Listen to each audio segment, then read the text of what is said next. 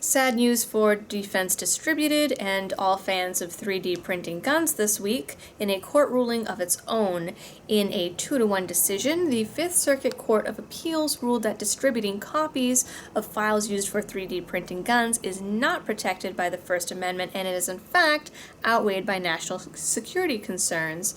The court said that normally the First Amendment would be more important, but in this case, it's not. The lawsuit began when Defense Distributed published designs for the Liberator, which is the first 3D printed gun, and soon after received a letter from the government accusing the company of violating federal arms export laws.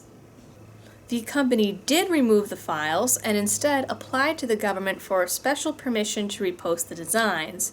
2 years went by with no response, and Defense Distributed, along with the Second Amendment Foundation, attempted to sue the State Department for prior restraint, meaning that they believed the State Department was purposely preventing future publication of the files. The lawsuit also rides on the varying definitions of public domain.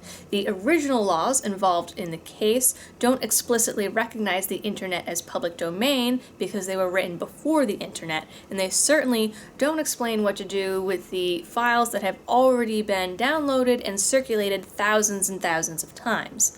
Nonetheless, the Fifth Circuit Court decided that because the files could potentially be downloaded by terrorists outside of the U.S., the First Amendment claims hold absolutely no ground in this case.